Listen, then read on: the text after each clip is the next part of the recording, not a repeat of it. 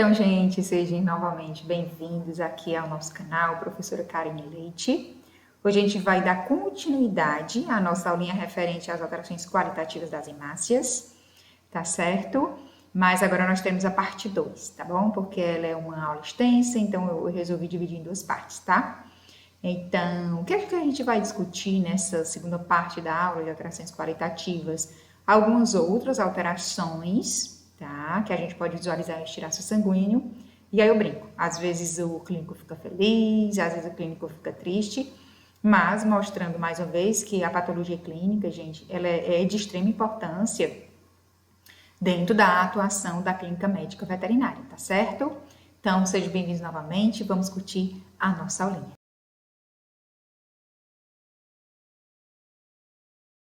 Gente, como eu falei, né, hoje a gente vai falar um pouquinho, dando continuidade às alterações qualitativas das hemácias, no caso aqui parte 2. Quem não visualizou, tá certo? Eu vou deixar aqui do ladinho, aqui embaixo, a descrição do nosso link, tá certo? Quem visualizou e não lembra, volta novamente, tá certo? Então, fazendo uma breve revisão, né? Por que é importante a gente estudar essas alterações qualitativas das hemácias, gente? Porque no estilhaço sanguíneo, ela vai dizer muita coisa para o patologista clínico, principalmente para o clínico, né? Quando eu visualizo uma hemácia microcítica, hipocrômica, será que o clínico vai ficar feliz? Será que o clínico vai ficar triste? Né? Quando eu visualizo, por exemplo, um rulô eritrocitário, uma hemaglutinação, tá certo, gente? Então, em um laudo de hemograma, é de extrema importância, né, está lá dentro das observações que a gente está visualizando em relação à morfologia das hemácias, tá certo? Então, dê uma olhadinha para quem não lembra, para quem não visualizou, tá certo? A nossa aula anterior, ou seja, alterações qualitativas nessas hemácias parte 1, tá certo? Então, vamos aqui dar continuidade à nossa aulinha, tá? Então, eu vou iniciar a nossa aula mostrando essa lâmina, tá certo? O que a gente visualiza, tá bom, nessa lâmina? Primeiro, esses tiraços sanguíneos só mostram hemácias. Nós não temos leucócitos, tá certo? Nós temos plaquetas aqui, que eu também já gravei uma aulinha sobre isso, tá? O que a gente pode visualizar? Nós visualizamos hemácias grandes, certo? Hemácias normais, tá? E hemácias menores. O que a gente chama esse quadro? A gente chama de anisocitose. Então, esse girassol sanguíneo desse animalzinho mostra anisocitose. Ou seja, né, um animalzinho que tem hemácias grandes, hemácias normais e hemácias menores, tá certo? Será que a anisocitose, isso é ruim para o animalzinho? Será que isso é bom para o animalzinho? Será que o clínico vai ficar feliz? Será que o clínico vai ficar triste? Tá certo, gente? A anisocitose, normalmente, é lógico que é associada a outras alterações hematológicas, como a presença de reticulócitos, presença de eritroblastos. Normalmente, a anisocitose, ela está relacionada com a anemia regenerativa. Professora Karine, mas o que significa uma anemia regenerativa? Significa, gente, que a medula, ela está se comovendo com a condição daquele animalzinho, tá bom? Então, ela está lançando na corrente sanguínea hemácias mais jovens, tá certo, gente? Então, o clínico vai ficar extremamente feliz quando visualiza a anisocitose, tá? Às vezes associado também a outras alterações morfológicas, como eu disse para vocês, tá? Eritroblastos, reticulócitos e assim por diante, tá bom? Então, esse quadro é anisocitose, tá? Ok? Para que a gente possa entender algumas alterações que eu falarei aqui nessa aulinha, tá bom? A gente vai relembrar um pouquinho em relação à geração das hemácias, tá? Que eu também já gravei uma aulinha sobre isso. Quem não lembra, visualiza. Quem não visualizou, também vou deixar aqui a descrição aqui embaixo na nossa aulinha, tá? Então, só relembrando, tudo vem de um cell, de uma célula-tronco, a partir de estímulos, né, de citocinas, né, de fatores de crescimento. Essas stem cells, elas vão se diferenciando. Na nossa condição, aqui é a gênese das hemácias, né? E aí tudo parte de um proeritroblasto, vejam que é uma célula gigante nucleada. Esse proeritroblasto depois, né, ele vai sofrer uma diferenciação em eritroblasto basofílico, ainda também é uma célula jovem, ainda também tem núcleo, é uma célula bem grande, né? Logo em seguida, esse eritroblasto basofílico vai ser convertido agora, vai se diferenciar em eritroblasto policromatofílico, tá certo? Em seguida, a próxima família, a próxima geração desses proeritroblastos são os eritroblastos ortocromáticos, finalizando com os reticulócitos e com as hemácias. Vejam que as hemácias, nessa condição, essas células são muito menores, né, do que as células de origem, do que, por exemplo, os proeritroblastos, e dependendo da nossa condição, aqui no caso dos nossos mamíferos, essas hemácias, elas também não têm mais material genético ali dentro delas, né, elas não têm mais núcleos, tá certo?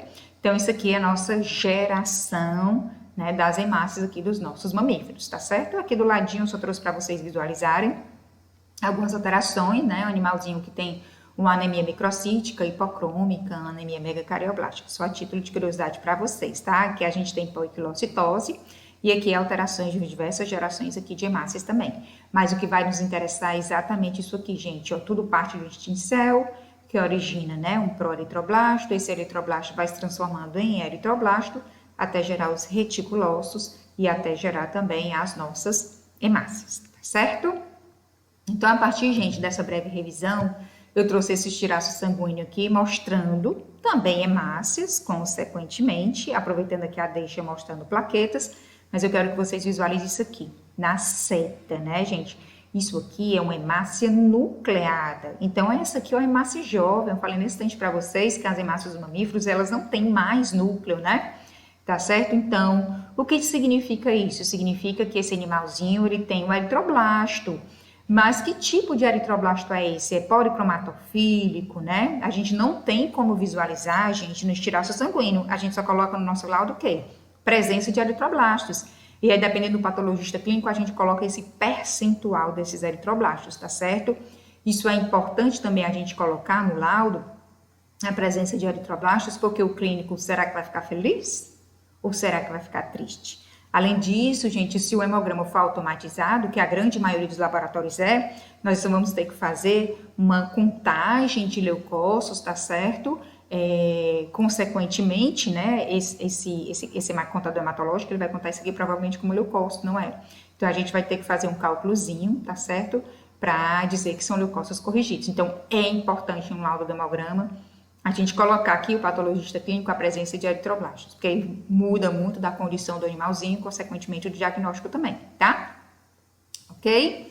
Então, será que o clínico vai ficar feliz? Será que o clínico vai ficar triste, gente, com a presença de eritroblastos? Aí varia de animal para animal, varia com a anamnese, com a história clínica do animal, tá? Se eu consigo visualizar 1% de eritroblastos, bem, isso não vai nos dizer muita coisa, mas 5% de eritroblastos, o clínico vai ficar feliz. Ele não vai ficar feliz, gente, quando ele visualizar 20%, 30% de eritroblastos, porque aí tem algo estranho aí. Como é que a medula desse animalzinho está mandando para o sangue periférico dele células muito jovens? Então, tem que se investigar isso aí, tá certo? Pode ser, por exemplo, uma eritroleucemia. Então, tudo depende de cada caso, tá certo? Para a gente investigar. Mas, a princípio, o eritroblasto do animalzinho que tem sim uma anemia pode ser indicativo de uma anemia regenerativa, dependendo do percentual, tá? Ok? Então, virando aqui a nossa página, mais uma vez, a gente vai relembrar as peculiaridades, gente, das hemácias em diversas espécies, tá certo? Que já falei anteriormente em outras aulas em relação a isso, mas só para relembrar vocês, tá, gente? Ó, eu destaquei aqui os reticulócitos, que é a nossa próxima alteração aqui morfológica das hemácias, tá, gente? Os reticulócitos, elas são normais no sangue periférico de cães, por exemplo, tá certo? 1%, 2%, tá certo? Em felinos também, 0,5%, em suínos, tá certo? O que não é comum a gente visualizar reticulócitos no sangue periférico de animaizinhos, como, por exemplo, né, equinos, bovinos, ovinos e caprinos, tá? Então, quando a gente consegue visualizar reticulócitos nessas espécies, provavelmente é uma anemia regenerativa. Assim como, por exemplo, eu fiz o laudo aqui de hemograma de um animalzinho, eu tô vendo no tiraço sanguíneo dele 1% de reticulócitos em um cão. Não vai nos dizer muita coisa, porque isso é fisiológico para o cão. 0,5% em gatos, tá certo, gente? Mas aqui varia de literatura para literatura, tá? Tem alguns autores que consideram o cão 1%, 2% ainda fisiológico, assim como gatos também. Mas eu quero dizer que as peculiaridades, elas são importantes em um laudo de hemograma e as peculiaridades, elas são importantes para um médico, um clínico visualizar, porque é diferente eu colocar no meu estirácio sanguíneo e no meu laudo, né, um reticulócitos, por exemplo, 10% em um cão e 10% em equino. Assim como 1% em cão, isso já é fisiológico, em equino não é, tá certo? Então, a gente precisa saber, sim, dessas peculiaridades, tá? Ok. Mas como é que a gente visualiza esses reticulócitos em estirácio sanguíneo? E o que é que significa isso, gente? É isso aqui, ó, tá? Reticulócitos, eles são restos de materiais genéticos, tá certo? Que se a gente visualizar anteriormente, quando eu relembrei para vocês, lembra da gênese das hemácias? Reticulócitos e hemácias. Então, a gente não tem que estar visualizando reticulócitos em grande percentual nas espécies, tá? A gente tem que ficar atento? Tem. Reticulócitos, algumas vezes, dependendo do percentual, significa que o animal tem uma anemia regenerativa. Então, o clínico vai ficar feliz, tá, gente? Mais um percentual, por exemplo, de 20%, 25%, opa, o clínico vai ter que investigar. Por quê? Porque são células jovens demais que não deveriam estar ali e estão no sangue periférico do animal. Então, de fato, novamente, o clínico tem que ser Sherlock Holmes ou Enola Holmes, né? Eu até brinco com vocês, tá certo? Então, o clínico vai ter que investigar sim, tá? Visualizando agora isso aqui, gente, ó, professora, o que é isso? É isso mesmo, gente. Essas hemácias, elas são as famosas hemácias fantasmas, porque praticamente a gente não consegue visualizar, né? A gente está só literalmente visualizando só o vulto dela.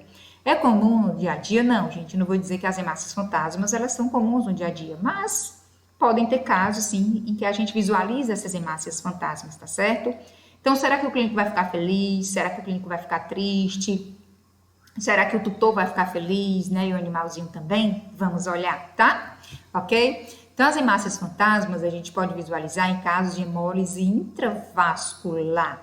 Professora, professora Karine, condições que a gente pode visualizar a hemólise intravascular? Uma transfusão de sangue, gente, incompatível pode causar hemólise intravascular, tá certo? Algumas hemoparasitoses também podem causar uma hemólise intravascular. É sério, gente, nessa condição, é sério, sim. As anemias imunomediadas, né, principalmente aquelas doenças que os animaizinhos têm, onde tem muito imunocomplexo, tá certo? Ou então quando se tem anticorpos que começam a albergar nessas hemácias, né? Por exemplo, nas reações de hipersensibilidade do tipo 2, por exemplo, tá? Então é sério? Também, professor, é sério, tá? E a gente consegue visualizar hemácias também fantasmas em caso de processo de intoxicação ou injúria aos eritrócitos. Ou seja, gente, hemácias fantasmas, o clínico vai ficar extremamente preocupado. Ele não vai ficar tranquilo de forma alguma, ok? Tá? E para a gente finalizar, nós temos nesse estirácio sanguíneo, tá certo? Nós temos duas alterações, tá? Essa aqui, né, é uma hemácia que parece uma gotinha de água, tá certo? E essa outra hemácia que é mais elíptica. Então, essa hemácia que parece uma gotinha de água, a gente chama de dacriócitos, tá? E umas que parecem, né, elípticas, eliptócitos. Lembrando, gente, mais uma vez, que dependendo da espécie estudada, as hemácias elípticas, tá certo, gente? Elas são fisiológicas, tá certo? Então, a gente não pode esquecer isso, tá? Aqui eu tô levando em consideração que tem, de fato, aqui alguma alteração, tá? Então, em relação aos dacriócitos, né, que são essas hemáciazinhas que parecem uma gota, né, de água, tá? A gente consegue visualizar em desordens mieloproliferativas. Então, é preocupante? Sim, gente, é preocupante para o clínico, tá certo? Porque existem diversas desordens mieloproliferativas, inclusive, né, as leucemias aí da vida, tá bom, gente? Então, é triste, preocupante para o animalzinho, sem a menor sombra de dúvidas, tá? E essa outra, né, que são as hemácias elípticas, literalmente elas são elípticas, tá certo?